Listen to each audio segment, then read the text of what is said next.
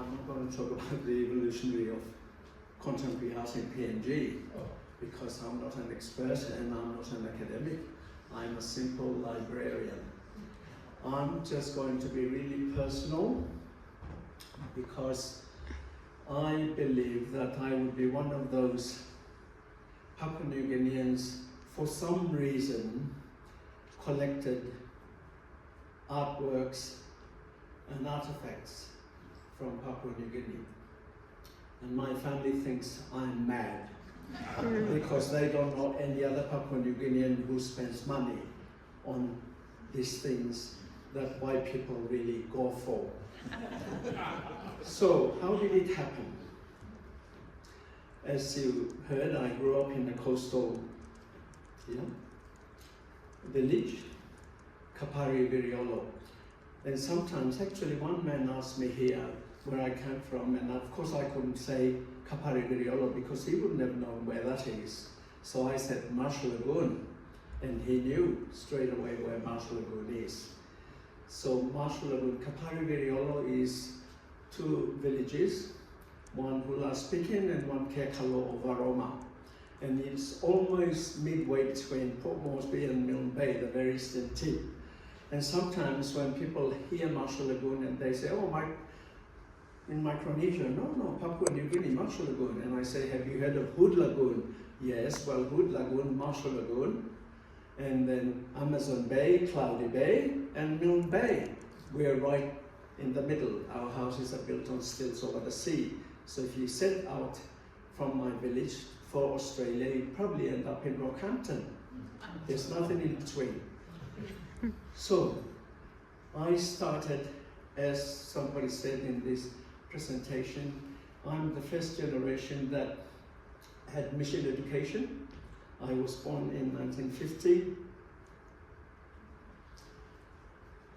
And of course, like everybody who grew up there, mission was very important. So mission education, where I learned to read and write under a mango tree, tracing the letters of the alphabet, using shells to decorate them really well. And sometimes we would have a competition who would decorate them the most beautiful. But I never won that competition. And then the next slide, 1952. How did that happen? I was supposed to go to a mission headquarters to be trained as a village pastor. So this was December 1964, and the canoe didn't come because Laura Bada, the southwesterly winds, they blow really strong along that coast. And the canoe that was supposed to come and pick me up never came. I'm lucky. And this is why I'm here talking to you. Otherwise, if I had gone, if the canoe came and fetched me, I wouldn't be here. I would be in a village preaching and doing those things that a lot of my generation were doing.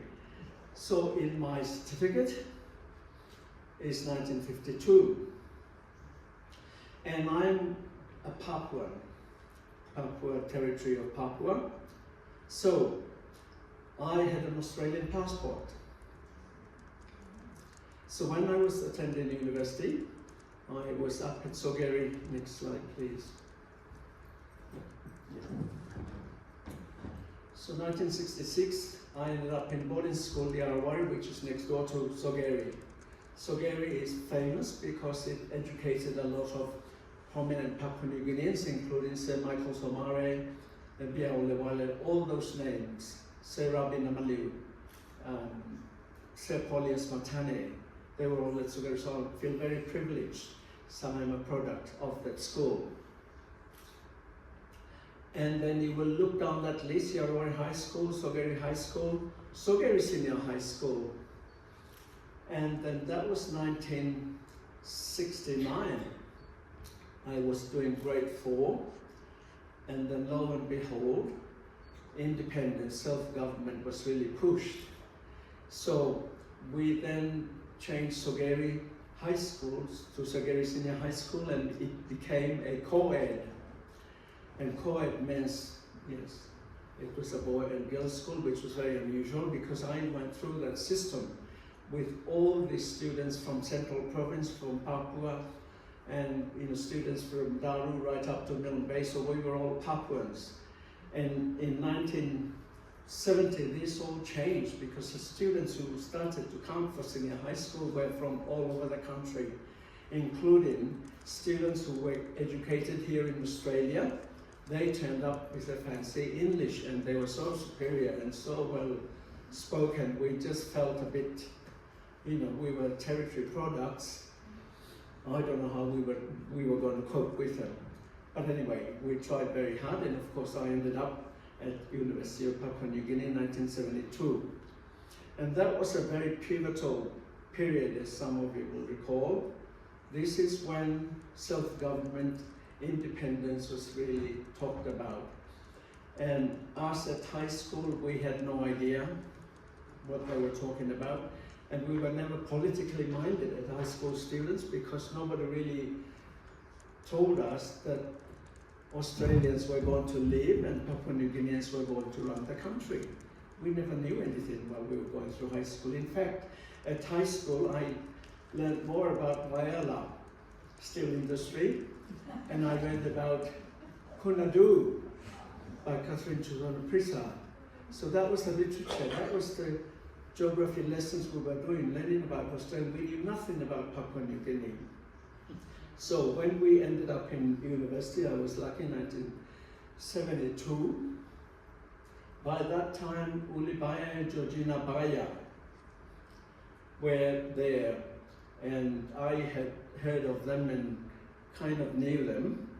Can you go to the next one? Here. So these are an image of some of the Sogeri students going. We were often called big heads because we acted so smart and we think we were the best in the country. The next one, please. Yeah.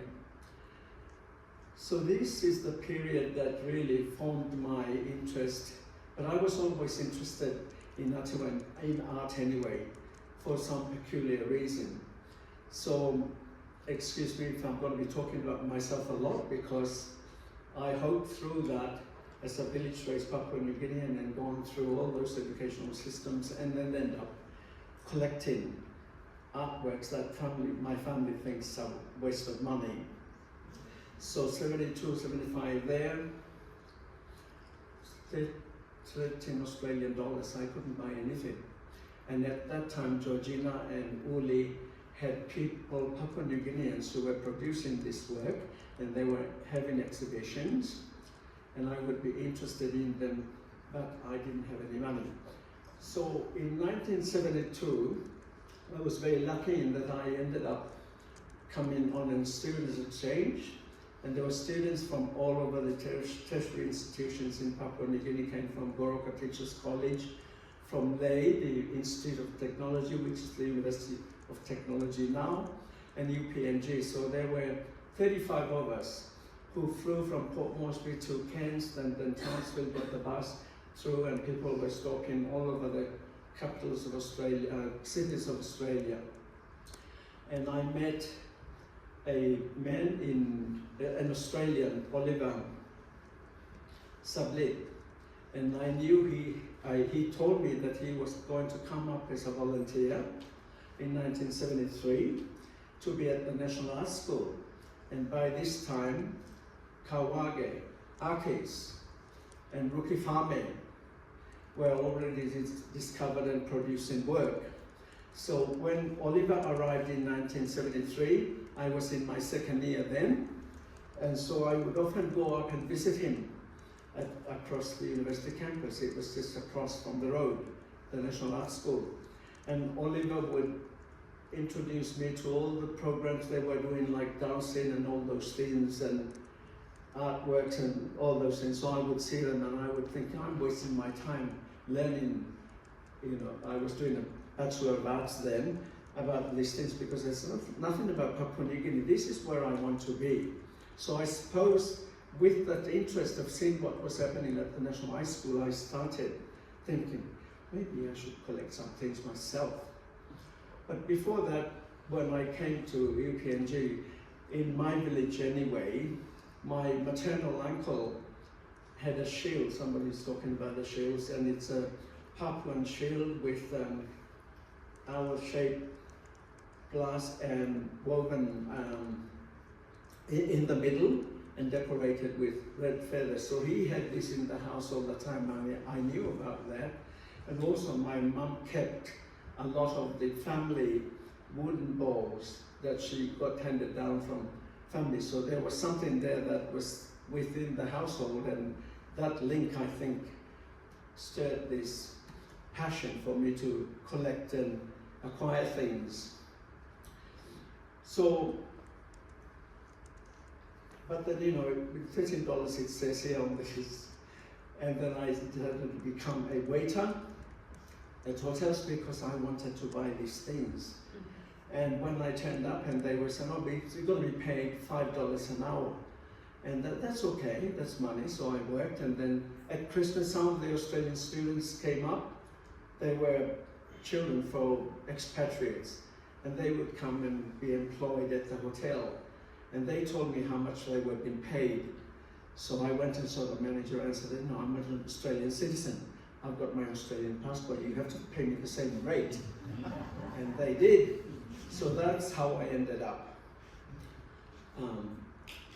buying some of the things I wanted to buy.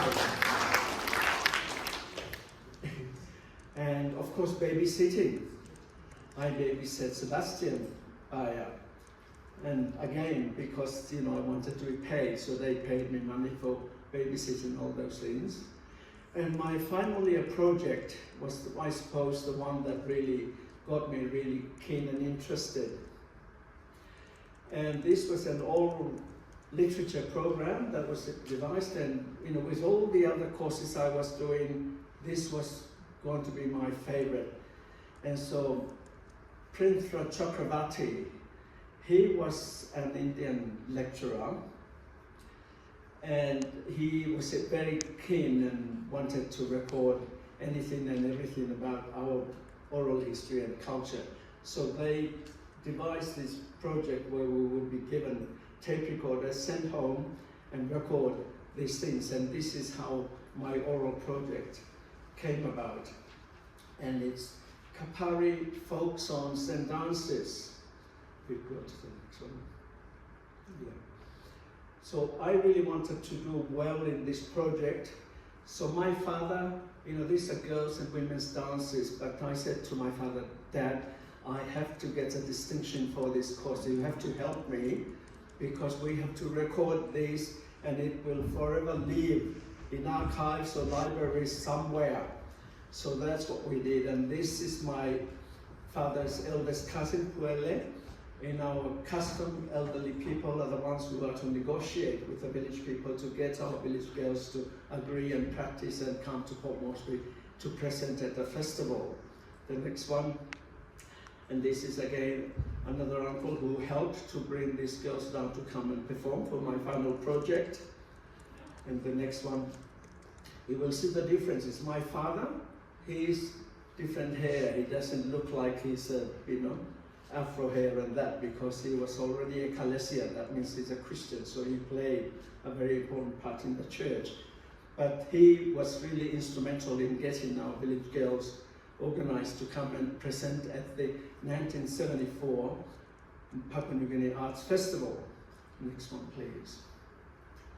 And these are samples of the girls. And unfortunately, there are 16 folk songs and dances we recorded, and they are all but forgotten. So when Anna Edmondson showed a picture this morning, some of you will see our little group that was at the opening of that, and my daughter was dressed up in costume. And I've taught that little group one or two of those folk songs and dances.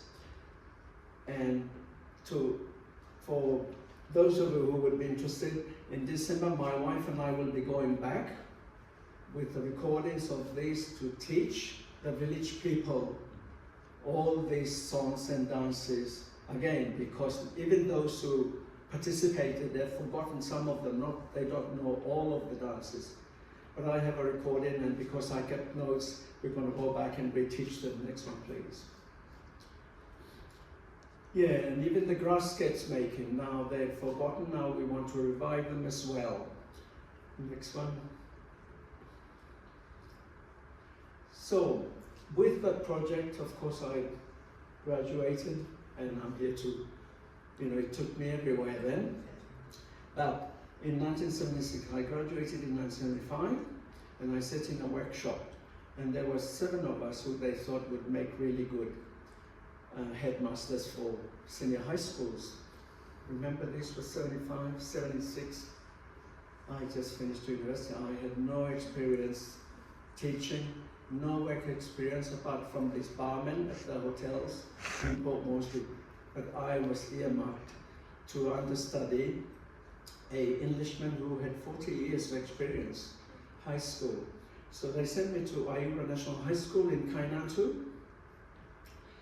And lo and behold, I never got paid for 6 months. Only because the clerk at the Goroka office believed there were no Papua New Guineans teaching at Ayura National High School because it was all expatriates. And it was true. I was the only Papua New Guinean teacher there. Anyway, so that's why I left, and I was unemployed. Came back to Port Moresby, and one day I saw in the Post Courier this ad, trainee graduates for librarians, and it also said they want to be trained in the UK. So, of course, I want to go to UK. I want to travel. So I applied, and I got interviewed, and then I ended up in Aberystwyth. That was 1979, the year Margaret Thatcher won the elections. What an exciting time that was. It was really amazing. Next one, please. And here is me in my first year.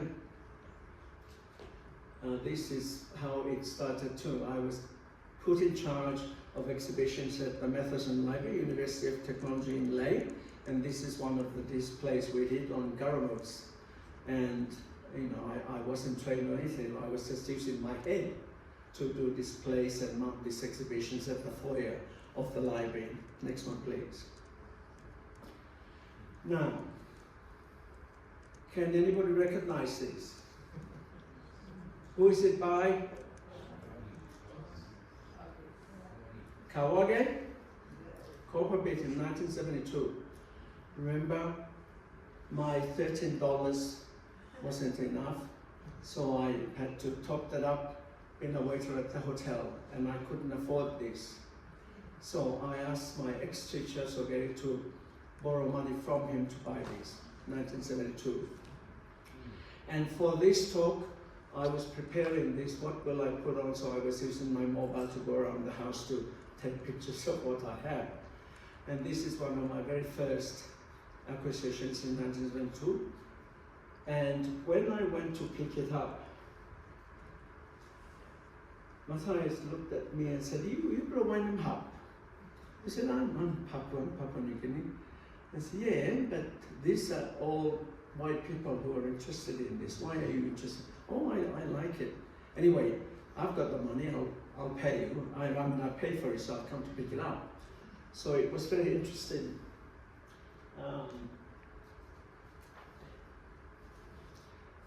This card you can't see. But last time I saw him, it was 1998 at the airport in Brisbane. He had just come back from the UK, been awarded his OBE, and I was returning to Papua New Guinea from Noumea, New Caledonia. And we recognized each other and hugged, and he cried, and he said to me, I remember you having that artwork of mine. Have you still got it? Oh, of course, it's in the center of our house. It's always there. It will always be there. And then he signed and said, OBE. He gave me this card. Isn't that wonderful? But the sad thing is, I looked and he started crying because he said, no Papua New Guinean recognizes me back home like they did in the UK. The Queen recognized me. White people recognize me. I'm recognized in Germany, all over the world, not in my own country. And that really hit me. Next one, please. Oh, okay. And this is again another one of Kawage's. So when I went to do my master's at Monash University, I brought this down and to be framed, because there were no framers, you know, in Ley where I was working, so I brought it down to be framed, and I had it in my hall of residence room in Mannix College. Michael Mell and I were in that college at the same time, and the cleaning lady would often come in and stand there and look at it, and so that's interesting. It's very childlike, but I like it. When they come in, it brightens me up, and I like it. It's very unusual. You're the only one who has an artwork in your room. And I said, well, I'm from Papua New Guinea. This is from PNG. But another student friend of mine came in and said, oh, that's not art. That's children drawing. And I really got offended and gave him a piece of my mind. Next one, please. And this one is Elizabeth Kawage. Yeah, and the next one. Elizabeth Kawage. Now, those of you who are members of the Ocean Art Society, in an issue that was issued recently, Don Holland, yeah, did a tribute, and in that picture, in that issue, he has a photo of Elizabeth holding this painting up. This painting, Susan Cochran and I were there in 2011 for the Living Art project, and just across from Travel Lodge, you know, where they have all this. So we walked past, and then I looked and, oh, that's unusual, so I wanted to buy it, but it was too expensive. Anyway, so we gave up and we were walking away and said, actually, the lady who owns this painting is just about to arrive. Do you want to wait? So I said, yeah, okay, I'll wait. And he came. And Elizabeth kind of recognized me, but because I've now got grey hair, she thought, hey, I'm Narakomania. And I said, no, I'm Kawage's friend. Auntie is Kawage's friend. Oh, from the art school days. Yeah. So she said, I'll give you a one-top prize. So I acquired this on a one-top prize. Next one, please. And in this picture, I'm sorry the images are not very good, but this is Ruki Fame metal sculpture. This is 1972, one of his very first exhibitions. And again, I was the only Papua New Guinean who bought this. And again, you know, he wanted, oh, that's a strange Papua New Guinean, you know, he was interested in this. But anyway, I gave him the money. So this was 40th Independence anniversary at the foyer of the Matheson Library. So I brought things from my collection to display to complement the exhibition that we had prepared. Next one, please. And again, the images are not very good, but yeah, these are some of the things that I have acquired, and my family think I'm mad because no Papua New Guinean collects these things, except white people and people who own museums. Yeah, so the next one. Now, this Gope board is interesting. In 1972, a man from Gulf came to University of Papua New Guinea campus, and he was wandering around with this. So 10:30 I had seen him and went up to him, and I called him, you know, Tamagu, father, because he was older, and in order to be respectful I addressed him like that, and we sat and we were talking, and he said, well, you know, if you know your lecturers, ask them to come and look, and because I want to sell it, I don't want to carry it back to the house this evening, because he came on a PNB private motor passenger vehicles that operate in Port Moresby. And so I disappeared into my class, came back, and he was walking back up to the bus stop with this on his back. So I saw him and I ran after him and I said, "Are you going to take that back?" He said, "Yeah," and nobody was interested. I said, "Well, you know, it's very awkward for you to put it in the transport system, bus anyway. Do you want me to keep it in my room and the next time you come, you can pick it up?" I said, "Oh, no, I'll carry it." So anyway, we stood there talking, and in the end I said, "I've only got 20. He said, "Oh, that's okay, I'll get that and you will keep this." So that's how I ended up with this amazing thing. Next one. Yeah. And the next one.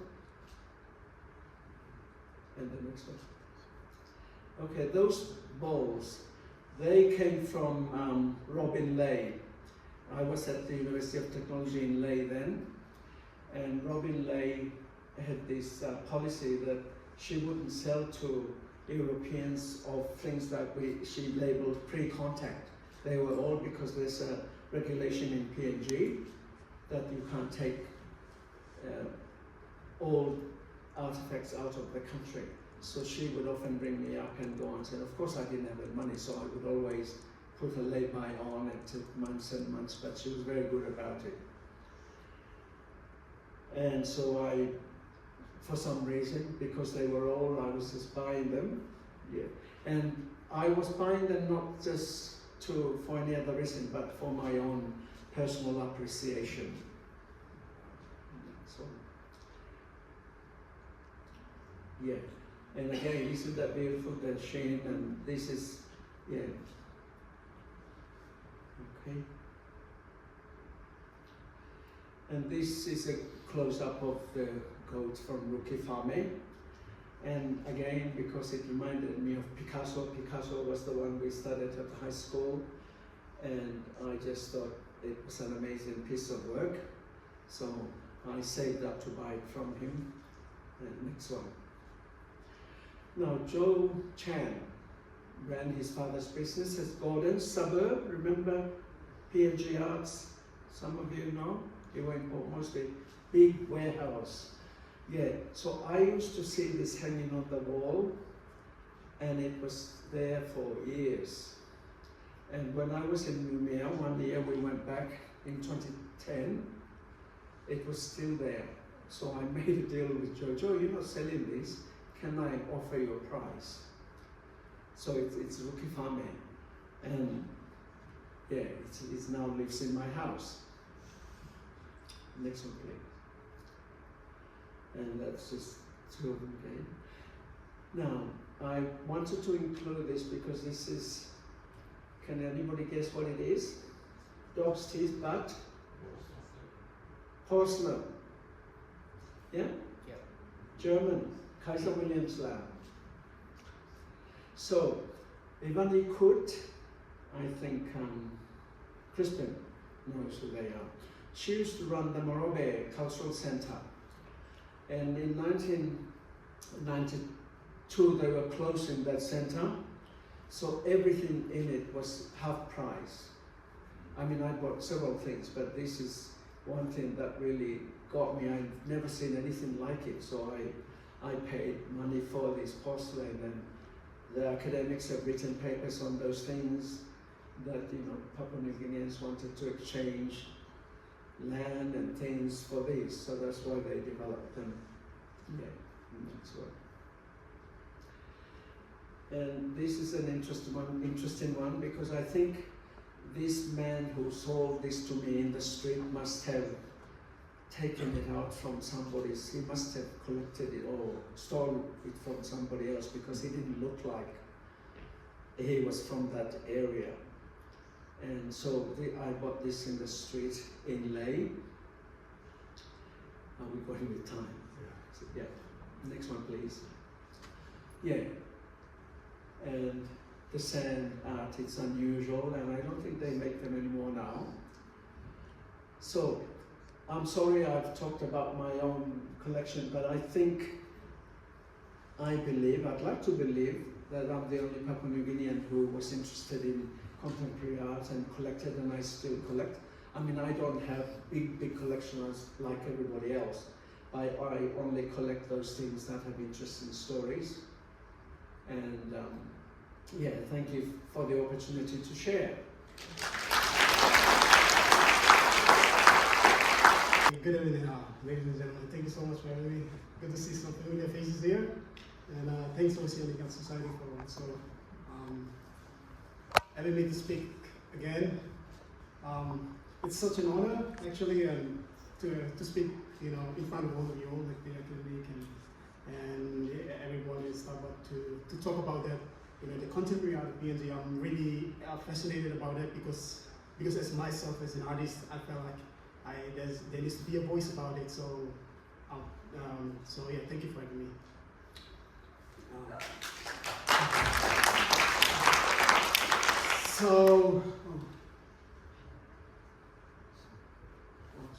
The word must have been missing. It's okay. So here, so what I wanted to talk about is my personal experience as an artist. So like answer what Deveni said about, like, you know, I can talk about the present, but I will talk about my experience as an artist. I was living in PNG, and who actually have gone through the streets of Port Moresby selling work and stuff like that. But to manage to be stand here and speak to you, like, it's quite a privilege and quite an honor in a way. So that's why I'm so happy to speak on behalf of that. So I will talk about my personal experience back home, and also the experience that I have coming over to here in Australia also. But before I go there, I want to talk about, like, why is it that we are doing, like, artists, why are we doing what we are doing? And that's why I wanted to go back to symbolism and the marking and materiality, the importance of that as an artist, like why are we using those objects, why are we using what we wanted to talk about? And that's the important thing, to translate messages through our work. And as an artist, and as Deveni has already touched a few stuff, and I want to talk about, like, how the work translate from something about, from wood carving into a metal sculpting, or from something from a bark, or from a seal into a canvas, which is a European, material.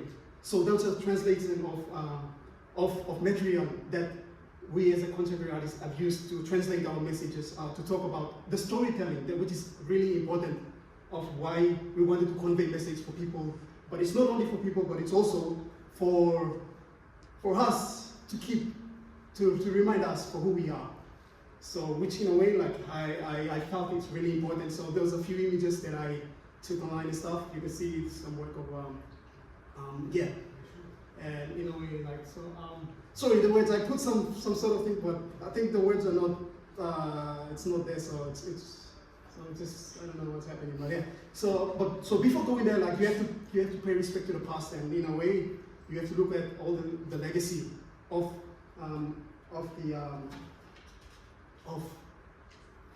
the artists, like the contemporary artists who were pioneer, like artists like, Matthias Kawage, Takupako, or you talk about Ruki Fame, or all those artists, you have to pay respect to them, and it is their mark is prominent, like you can see in all the streets in Port Moresby. It is their mark, like they represent the contemporary art of PNG. If you go there, these are the faces of contemporary art, and that is translated to the artists right now who are also selling artwork in the streets of Port Moresby. And when you go through, like, it is their trademark is still alive right now. And that is why I'm talking about symbolism in the beginning, is because of that. And I want to talk about, and why symbolism is important, like what I'm putting right now, like, what I'm wearing, like my necklace, which is really important. It represents one of my friends, who passed away. Tony was also one of the really great artists. And I wear that to represent him, or something like the snake, which is my tribe. We always say like something like a green snake, which represents our cultural values and stuff. So those symbolisms are really important, or those totems, they are really important. That represents us as people, and as people from that particular region or particular province. And us as an artist, like, we wanted to show that. And that is why you look at all those pioneer, like, artists, they wanted to show something that represent themselves. but they were giving what is available to them right now. Like Matthias Kawage, he was giving paint and giving a canvas, and you do that on the spot without any. He's a naive, but what he does, that's prominent, and it's so different than whatever you can experience in any other art in the world. Like you can see in contemporary art today, this is something unique that you can't find anywhere in the world, and that's what makes it so prominent. And that's the voice that we, as a PNG contemporary art, like what we wanted to convey. However, unfortunately, when you go in the streets, most of this voices are sometimes being repeated over and over again, and there is no changes in the industry because most of the artists right now, they're living for surviving. It's not easy to live in the streets of Port Moresby because I've experienced it myself. Like growing up, you have to go to a craft market to sell work for just as cheap as like $100 or something like that. It's easy like that, just because you want to make a living out of it.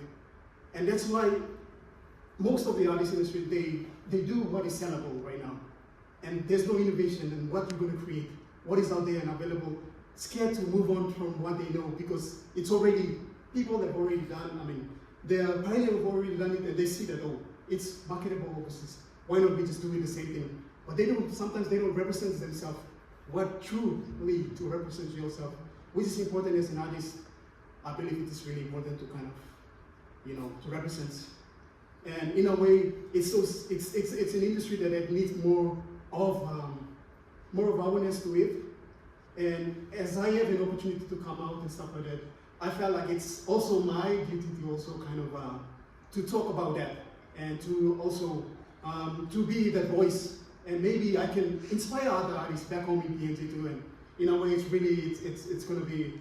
I hope that the industry can also move on to not just what, but to also look into the future also. What the material that we use is important because we don't have to stick in one particular, trend of like art. So this is something like, now we are living in the AI age, something like that. But AI doesn't have this kind of, doesn't have this authenticity to create what is really important, right? Like when you talk about authenticity, AI doesn't have those kind of authenticity, but they can replicate what is available online and stuff like that. But there are those ideas, those platforms that you can actually use them as a contemporary artist, I felt, like myself personally. But you can use such, like just some simple, some sort of idea, or even you look at other influential culture, look at international, like other indigenous cultures or other artists from like, you look at like African cultures or some other, you have to learn from, we got social media available and stuff like that. So with this, I felt like it's really important for artists in PNG which have potential. In a way, I wanted to involve some of the work for like, Christine Thompson's work, and also the African artist, Bahafo, and also I put my work there, which is a recent piece I just did recently, which will be exhibited at the Melbourne Museum in December. If you guys are in Melbourne, check it out.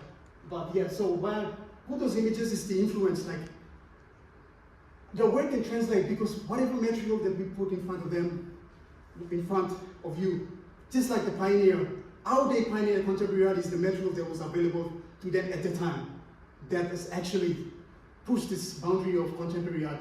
But we have never seen this move again because it's somehow just shifted and it stays there.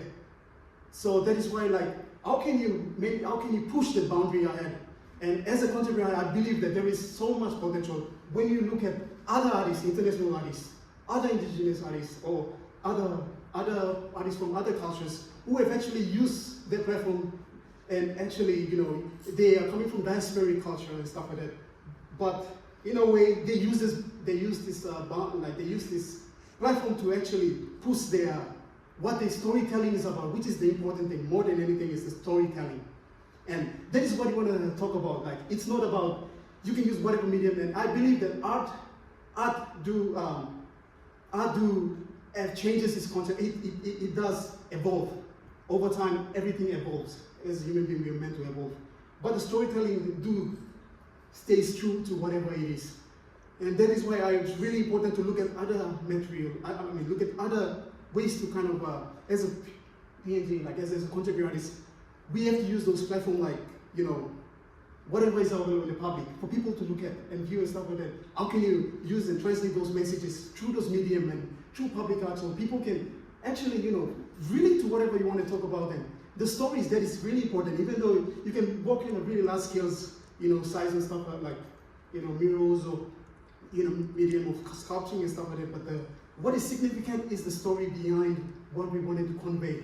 And as few people have collected few art and stuff like that, it is the story that you have to be more, when you buy a work, it is the story that is really important about the piece that you bought. And that is why I ask questions, why are you creating this? And that is the most important thing. Because otherwise you can buy something that is repeated over and over again, and they might be the same thing over, but you have to look at the story, the context, why are you buying this? And that is why I wanted to talk, and to conclude that, sorry, I come to the conclude, I just go like really quick. Yeah, so to conclude it, what's new for PNG and what is new for the contemporary art for PNG? And I'm just talking about art, fashion, and all those things. What are the next boundary of art? How can we push art into the next level? And it is through placemaking. It is through whatever we wanted to talk about, building architectures. We have to put our storytelling through all those industries and all this different type of platform that is available, instead of creating some concrete that doesn't have any existential, some sort of voice into it. You have to have some sort of narrative. What do you want to talk about in the public space? So this is what I'm talking about, and that is why symbolism is really important in this field. And that is why I'm talking about myself. I represent myself. I'm just kidding. This is actually it's not from my point. It's actually my friends is from China. I just put it on because this year is Chinese New Year's, the Chinese snake years of the year. So I just put this. But you know what? It also represents me because I'm a snake. I represent that. So in a way, that's what I'm talking about, translating messages. It is through those, you can use whatever material is available right now, use that for platform, but the storytelling is really important. And that's what I wanted to do as a contemporary artist. I believe that now I have this opportunity to be in Australia. I wanted to convey that as an artist, and I wanted to sift at that. And I believe that will also inspire artists back home in PNG, and to move forward and to carry us the legacy of the past, of the artists who have pioneered the contemporary art of PNG, to move forward. And thank you.